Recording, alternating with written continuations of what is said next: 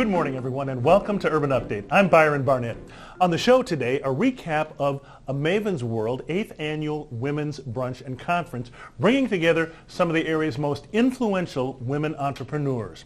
Also, we'll kick off Black History Month with a conversation with our old friend Kevin Peterson. And two authors and previews of two books that provide some great inspiration.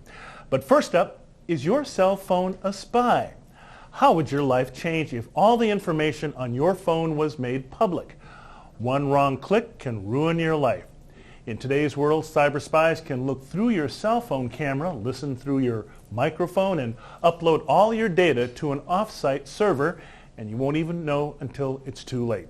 Well, our next guest is an expert in helping to prevent this from happening. She is Nanette Cabral, who heads up her very own board-certified and forensic private investigative team that also specializes in identifying and removing dangerous spyware from your cell phone to keep it safe.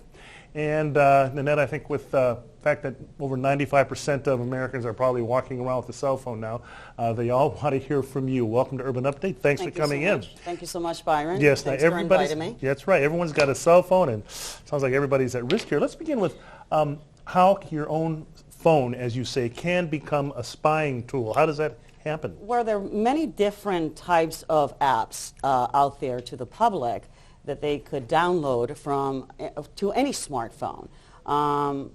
Sadly, they're available to all of us. You could go into an application and buy a spyware. You could go into applications and just download something for free and install it in any phone. Mm-hmm. Not just in your phone, but you could kind of infect other people's phones with it. Okay. Now, what type of information can be obtained through your phone? That's a very good question. The contents of each text can be read by the other party back and forth.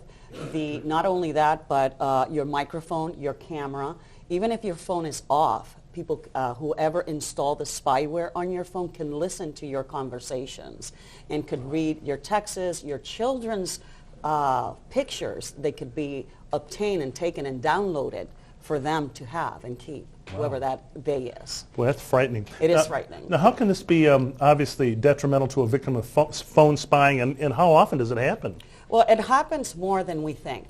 In our company, we're doing 2 to 3 phones per week at times that are infected. Out of 5, maybe 2 phones are infected with spyware. How can we prevent it, you might ask? Yeah, I was going to ask that next. It's kind of very difficult because it usually happens with people that we know, right? With people surrounding us, a jealous husband, a jealous spouse. A work wants to spy on their workers because they want to know where they are, their location, track them. You mean more so than just a stranger? Correct, more so than just a stranger.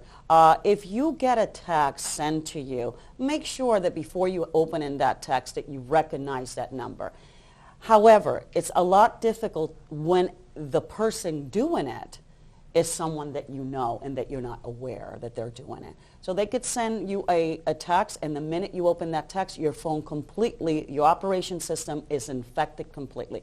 They'll know your location, they know your conversations, they know your pictures. They could easily take control of your camera in your phone to know who you're talking to or who you're having a conversation between. Now, I know there's a lot of advice on how to prevent it, but I've also understand that the only way to have it done, you need a security specialist. Is that?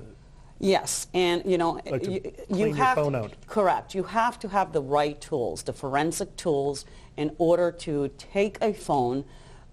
We could do it remotely too. We have our machine. We take it remotely. We only need what's called, you have to have the web in order for us to do it.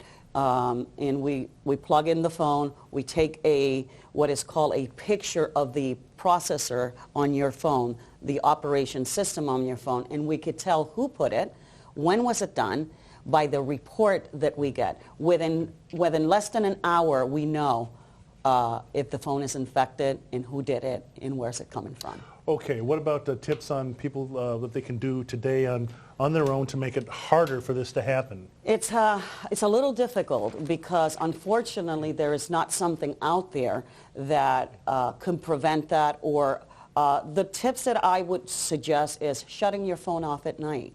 As simple as that. When you're charging your phone, you could put the phone on charger, but shut it off. Let the phone reset overnight, and in the morning turn it on.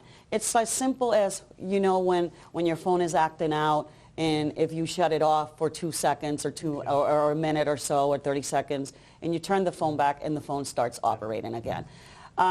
Shutting the location from your phone, it's also helpful. But what that does is, if you shut the location from your phone, now you don't have access to emails, you don't have access to your GPS, Yep. where you're going, where you're walking, where you're going. Okay. So it's kind of difficult. We're in a bind here. And when someone calls and asks you for information, you know, saying they're the phone, your Verizon or whatever, you know, what's your phone number, what's your zip code, as soon as they start asking questions, Don't answer the questions, hang Okay. up the phone, All right. and don't, you know, Verizon's not going to call you. People are not going to call you to do these things. okay, and we'll leave it right there. I think we could go. I have 1,000 questions I can go on all day, Yes.